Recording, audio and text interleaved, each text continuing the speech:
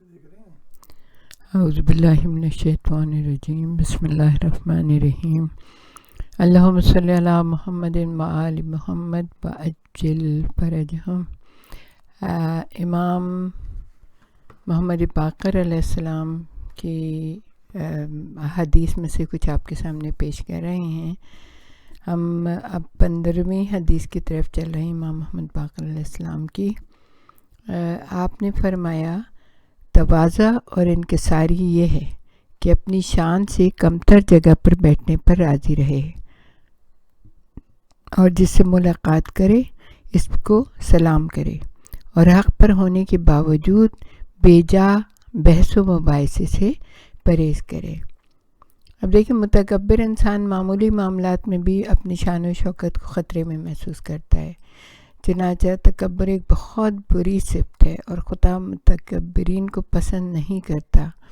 یعنی کہ اگر اس کو محفل میں یا مسجد میں صحیح جگہ نہ ملے، آگے کی صف میں جگہ نہ ملے یا مجلس میں بیٹھ رہے ہیں تو آگے نہ تو چیرتے پھاڑتے جائیں گے اور وہاں پہ جا کے بیٹھیں گے۔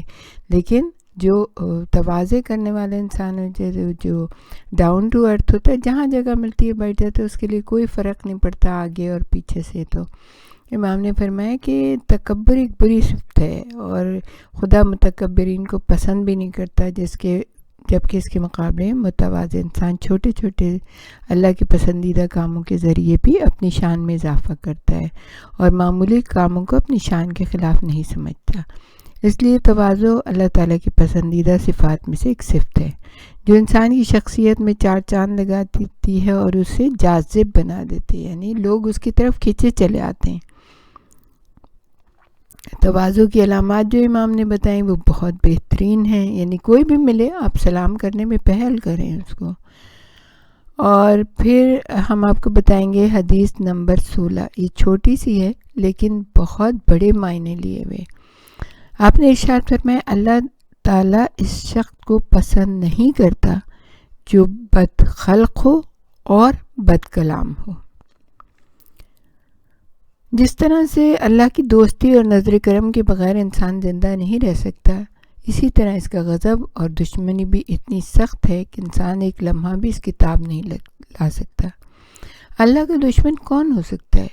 کیا اللہ کی دشمنی ذاتی عداوت کی بنا پر ہو سکتی ہے؟ جہاں حکم الہی کو نہ ماننا خدا کی دشمنی کا سبب بن سکتا ہے، وہاں بعض ایسے کام بھی ہیں جن کا تعلق اخلاقی پستی سے ہے۔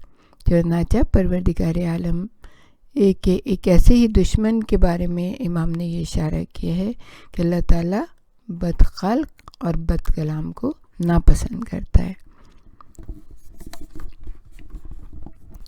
اچھا، اب امام کی 17 نمبر کی جو حدیث ہے اس کے بارے میں امام نے ارشاد فرمایا تقوی، اجتہاد، سچائی، امانت رکھنے والا، چاہے نیک ہو یا بد، اس کے ساتھ امانت داری کرتے رہو۔ آپ نے فرمایا اگر علی ابن ابی طالب کا قاتل بھی مجھے کوئی امانت دے دے تو میں اسے لوٹا دوں گا۔ دیکھیں کتنی بڑی بات ہے۔ کسی بھی دین اور مذہب کی ظاہری شناخت اس کے ماننے والوں کے کردار اور افعال سے ہوا کرتی ہے۔ یعنی ہمیں کون جانے گا کہ ہم اسلام کے اوپر کاربند، ہمیں کون جانے گا کہ ہم شیعان آل محمد ہیں، جبکہ ہمارا ظاہر ویسا نہیں ہے، جبکہ ہمارے لوگوں سے تعلق ویسا نہیں ہے۔ اور یہ جو چیز ہے یہی اس کے مکتب کی تبلیغ کا بہترین ذریعہ ہے۔ اور اس کے بارے میں امام جعفر صادق کی ایک حدیث آپ کے سامنے پیش کر دیں گے، یاد آ گئی تو، کہ امام نے ارشاد فرمایا کہ اپنے عمل کے ذریعے لوگوں کو ہماری طرف لے کے آؤ، یعنی بتانے کی ضرورت بنی ہے۔ آپ نے ارشاد فرمایا ہمارے خاموش مبلغ بنو۔ جب لوگوں نے پوچھا خاموش مبلغ کون سا ہوتا ہے تو آپ نے ارشاد فرمایا کہ جس کا عمل اتنا اچھا ہو کہ لوگ اسے دیکھ کے یہ معلوم کریں کہ آخر یہ کس کا ماننے والا ہے، کون ہے اس کے لیڈر، رہنما کون ہے۔ تو جب وہ ان کو پتہ چلے گا کہ ہمیں تو ان کے دل ہماری طرف کھینچیں گے۔ جب وہ ہماری چوکھٹ پہ آ جائیں گے سر جھکانا تو تمہارا کام ہے اور دل جھکانا ہمارا کام ہے۔ تو یہی بہترین تبلیغ ہوتی ہے کہ انسان کی ظاہری طور پہ جو ہے شناخت یہی ہے کہ بھئی اپنے کردار میں بلندی لے کے آئے. اور آپ نے دیکھا ہوگا کہ دین اسلام کی پسماندگی کی بنیادی وجہ یہی بنتی جا رہی ہے، کیونکہ ہم نے اپنے دیندار اسلاف کی پیروی کرنے کے بجائے دنیا میں رائج برے اسلوب کو اپنا لیا ہے. اچھے اصول کو تو سبھی اپناتے ہیں، کوئی بات نہیں ہے، وہ تو ہمارا دین بھی سب اچھا ہی کہتے ہیں، لیکن برے اسلوب کو ہم نے اپنایا ہے. اب اگر کوئی ظلم کرے تو ہم ظلم کرتے ہیں، اگر کوئی جھوٹ بولے تو ہم بھی جھوٹ بول لیتے ہیں، اگر معاشرے میں چور بازاری عام ہے تو ہم بھی اسی میں خوش ہو کے شامل ہو جاتے ہیں. اسی رویے نے ہماری تمام حقیقی جو کردار تھا، ہماری شناخت اور شفافیت کو ختم کر دیا ہے. ہماری شناخت ہماری وہ اقدار ہیں جو ہمارے دین اور ہمارے اسلاف نے قائم کی تھی، اور ہمیں ان کی عملی تعلیم بھی دی تھی. انہی اقدار کو امام نے ان چھوٹے سے جملوں میں سمو دیا ہے. پھر یہ 17 نمبر کی حدیث تھی. 18ویں نمبر کی حدیث جو ہے وہ یہ ہے کہ اللہ تعالیٰ کی جانب سے دلوں اور اجسام دونوں کے عذاب ہوتے ہیں. امام ارشاد فرماتے معیشت میں تنگی اور عبادت میں سستی اور قلب کی سختی سے بڑھ کر بندے کے لیے کوئی عذاب نہیں ہے. اللہ تعالیٰ نے اپنے نظام کو اس طرح سے ترتیب دیا ہے کہ نیکیوں پر ثواب دیا جائے گا اور برائیوں پر عذاب دیا جائے گا. اللہ تعالیٰ کی جانب سے دیے جانے والے عذاب کی کئی قسمیں ہیں. بعض اوقات بندے کی غلطی پر اس کے عذاب کو آخرت کے لیے رکھ دیا جاتا ہے اور دنیا میں وہ بظاہر عذاب سے محفوظ رہتا ہے. اسی طرح ممکن ہے کسی بندے کے گناہ پر بندے کی معیشت تباہ ہو جائے، اور یہ بھی ممکن ہے کہ بظاہر معیشت بہتر ہو رہی ہے لیکن عذاب کا تعلق قلب سے ہو، یعنی انسان لذت عبادت سے محروم ہو جائے. بس کھٹا مارے باندھے پڑھ لیا، یا تو وہ تو نہیں ہے نا. انسان جب خشوع اور خضوع کے ساتھ عبادت کرتا ہے، خشوع اور خضوع سے اللہ تعالیٰ کے کلام کو پڑھتا ہے، تب اس کے آہستہ آہستہ اس کے لیے یہ جو لذت عبادت جس کو کہا گیا اس میں اضافہ ہوتا ہے. اب سوال یہ ہے کہ معیشت میں تنگی کا عذاب سخت تر ہے یا لذت عبادت سے محرومی کا عذاب بدتر ہے؟ اور امام نے کہا اس سے زیادہ بدتر کوئی عذاب نہیں کہ انسان سے وہ توفیق کی طلب ہو جائے کہ جو وہ عبادت میں مسرت محسوس کرتا ہے، محبت سے عبادت کرتا ہے، تو وہ امام نے کہا وہ زیادہ جو ہے بڑا عذاب ہے.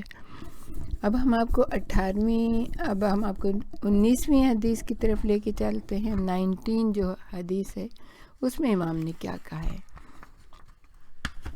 آپ نے ارشاد فرمایا بے شک اللہ تعالیٰ اپنے با ایمان بندوں پر بلاؤں کے ذریعے لطف کرتا ہے، جیسے کوئی مسافر اپنے گھر والوں کے لیے ہدیہ بھیجتا ہے، اور اپنے مومن بندے کو اس طرح دنیا سے بچاتا ہے جیسے طبیب بیمار کو بچاتا ہے، یعنی جیسے ڈاکٹر بیمار کو بچاتا ہے اس طرح دنیا سے بچاتا ہے پروردگار عالم. اور کبھی دیکھیں جب آزمائشیں آتی ہیں نا، انسان آزمائشوں میں پورا اترتا ہے تو اس کو بلندی عطا ہوتی ہے. یعنی کہ جیسے ہم اپنے دنیا کی مثال لیں کہ جب ہم ایگزام دیتے ہیں کتنا مشکل ہوتا ہے، رات بھر پڑھ رہے ہوتے ہیں، مشکلات اٹھا رہے ہوتے ہیں، بہت محنت کر رہے ہوتے ہیں، لیکن جب اس کا رزلٹ آتا ہے تو کتنا اچھا ہوتا ہے، پھر ہم ایک کلاس آگے بڑھ جاتے ہیں. تو اسی طرح اللہ تعالیٰ اگر بندے کو کسی بھی آزمائش میں ڈالتا ہے تو اس کا مقصد یہ نہیں ہوتا، کیونکہ ٹیسٹ اور ٹرائل اور آزمائش کے ذریعے ہی بلندی عطا ہوتی ہے. اچھا، امام کی 20ویں حدیث 20 نمبر کی کیا ہے کہ دنیاوی معاملات کی لالچ رکھنے والے کچھ حریص افراد ایسے ہوتے ہیں کہ جب وہ اس چیز تک پہنچتے ہیں تو وہ ان کے لیے وبال اور بدبختی کا باعث بن جاتی ہے. اور بہت سے لوگ ایسے ہوتے ہیں کہ جو آخرت کے کسی معاملے سے بچنا چاہتے ہیں، لیکن جب وہ اس تک پہنچتے ہیں تو اسی کی وجہ سے سعادت مند ہو جاتے ہیں. تو یہ امام نے ارشاد فرمایا کہ بعض وقت انسان اپنی کسی دنیاوی آرزو پوری ہونے پر بہت خوش ہوتا ہے، لیکن یہی نعمت اس کے لیے زحمت بن جاتی ہے. یعنی بعض دفعہ انسان اتنا گڑ گڑاتا ہے, بیٹیاں ہیں اس کو بیٹا چاہیے, اتنی تگدوں کوشش دعائیں سب, لیکن جب بیٹا ہوتا ہے وہ بڑا ہوتا ہے اور اس کا کردار و عمل اچھا نہیں ہوتا ہے تو وہ اس میں شرمندگی محسوس کرتا ہے کہ اس کے کردار کی وجہ سے دنیا میں بھی رسائی ملتی ہے اور آخرت تو پتہ نہیں. خیر, تو امام ارشاد فرماتے ہیں, یہ 21 نمبر کی حدیث ہے کہ صلہ رحم اعمال کو پاکیزہ, اموال کو زیادہ, بلاؤں کو دور, حساب کو آسان اور موت میں تاخیر ڈالتا ہے. عزیزان گرامی, سوچیے یہ کتنی زبردست بات ہے. صلہ رحمی کے بارے میں کتنا زیادہ اللہ نے اس کی کتاب میں, اس کے رسولوں نے, اس کے ہمارے ائمہ نے, ہر کسی نے صلہ رحم کے بارے میں کہا ہے, اور صلہ رحم ہمارے ہاتھوں سے چھوٹتا چلا جا رہا ہے. اللہ تعالیٰ نے انسان کے دل میں رشتہ داروں, اعزاء اور اقربا کی جو محبت خلق کی ہے اسے قائم رکھنا ہی انسانی فطرت کا تقاضا ہے. اس فطری تقاضے کو پورا کرنے سے نہ صرف انسان تنہائی کا احساس نہیں کرتا, بلکہ بہت سے ائمہ کی بہت سی سین کے مطابق اس کے بہت سے فائدے ہیں جو کسی بھی اور عمل سے حاصل نہیں ہو سکتے. اور وہ امام نے کہا کہ اعمال کو پاکیزہ کرتا ہے, اموال کو زیادہ یعنی دولت کو زیادہ کرتا ہے, بلاؤں کو دور کرتا ہے, حساب کو آسان کرتا ہے اور موت میں تاخیر ڈالتا ہے. بہترین چیز ہے یہ. اگر ہم اسی ایک حدیث کو لے لیں تو بس ہمیں شاید دنیا اور آخرت دونوں میں کامیاب ہو جائیں گے. پھر امام نے مزید اس کے فوائد بتائے. حدیث نمبر 21 میں امام نے ارشاد فرمایا کہ جلدی ثواب ملنے کے اعتبار سے بہترین اطاعت صلہ رحم ہے. کچھ لوگ بڑے ہوتے ہیں لیکن صلہ رحم کی وجہ سے ان کے مال میں زیادتی ہوتی ہے اور وہ سکون سے رہتے ہیں. اب صلہ رحم کیسے کرنا ہے؟ ماں باپ کے لیے تو بہت جو بھی ذرا سے بھی ماں باپ کے لیے کچھ کرے گا اس کے لیے بہت اجر و ثواب ہے. بہن بھائی ہیں, سگے بہن بھائی ہیں, پھر اعزاء اور اقربا ہیں, اور جتنے بھی خون کے رشتے ہیں ان سب سے, جو رحم کے رشتے ہیں ان سب سے رحم کرنا, ان کے اوپر رحم کرنا, ان کی مدد کرنا, ان سے اچھے سے بات کرنا, ان سے کبھی لڑائی جھگڑا نہ کرنا. یہ جو ہے یہ امام نے بتایا ہے کہ یہ صلہ رحمی میں بہت زیادہ فائدے ہوتے ہیں. سب سے بڑی بات تو یہ ہے کہ سکون ملتا ہے, انسان کے دل کو سکون ملتا ہے اور وہ دنیا میں سکون سے رہتا ہے. امام نے ارشاد فرمایا کہ یہ جو حدیث ہے اس میں امام ارشاد فرما رہے ہیں, حدیث نمبر 23, کہ سستی اور تنگ دلی سے پرہیز کرو کیونکہ یہ دو ہر برائی کی چابی ہیں. جس نے سستی کی اس نے حق ادا نہیں کیا, اور جو تنگ دل ہوا اس نے حق پر صبر نہیں کیا.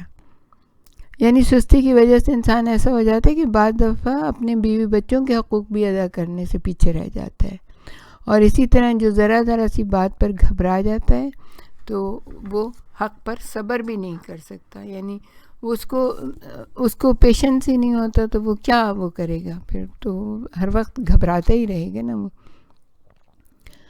اور حدیث نمبر 24 میں امام نے فرمایا جو زبان کا سچا ہے اس کا عمل پاک ہے, اور جس کی نیت اچھی ہے اس کے رزق میں اضافہ ہوتا ہے, اور جو اپنے اہل و عیال کے ساتھ نیکی کرے اس کے عمر میں اضافہ ہوتا ہے. دیکھیں چھوٹی باتیں ہیں لیکن اگر ہم اس کے اوپر عمل کریں تو کہاں سے کہاں پہنچ جاتے ہیں. کہ کردار کی خوبی, رزق میں اضافہ اور عمر میں زیادتی انسان کی خواہشات کا حصہ ہے. ان تینوں چیزوں کے حصول کا خلق خدا سے کیا تعلق ہے اس کے بارے میں امام نے آپ کو بتا دیا حدیث نمبر 24 میں. پھر امام کی حدیث نمبر 25 جو ہے اس میں امام نے بتایا کوئی بندہ اس وقت تک عالم نہیں ہو سکتا جب تک وہ اپنے سے بلند تر سے حسد رکھے اور کم تر کو حقیر سمجھے. آپ کو معلوم ہے نا کہ درخت جتنا پھلدار ہوتا ہے اتنا ہی جھکتا ہے. کبھی آپ نے سرف کا درخت دیکھا ہے؟ اس میں کوئی پھل نہیں لگتا, وہ اتنا ہی سربلند ہوتا ہے، اوپر اوپر اوپر اوپر چلا جاتا ہے. لیکن اگر آپ نے کوئی پھلدار درخت دیکھا ہو، آم کا درخت دیکھا ہو یا کینو کا وہ اس کی شاخیں زمین کی طرف جھکی پڑتی ہیں. تو اللہ تعالیٰ کو ڈاؤن ٹو ارتھ ہونا بہت پسند ہے، کہ جتنا جھکتا ہے اور عالم جتنا اپنے علم پر عمل کرتا ہے اتنا ہی متواضع ہوتا جاتا ہے. اس کے مقابلے میں حسد اور حقارت دو ایسی بدترین صفات ہیں جن کی موجودگی میں انسان کی معلومات بھی اس کے لیے بیکار ہو جاتی ہیں، اور وہ عالم ہوتے ہوئے بھی جاہلوں کی صف میں کھڑا ہوتا ہے. اسی لیے امام نے علماء کی نشاندہی کی. وآخر دعوانا ان الحمد للہ رب العالمین. ربنا تقبل منا انک انت السمیع العلیم وتب علینا انک انت التواب الرحیم. ہمارے ساتھ ہی رہیے گا، ہم آپ کے سامنے اور بھی امام کی حدیث بیان کریں گے. اللہم صلی علی محمد و آل محمد. اعوذ باللہ من الشیطان الرجیم. بسم اللہ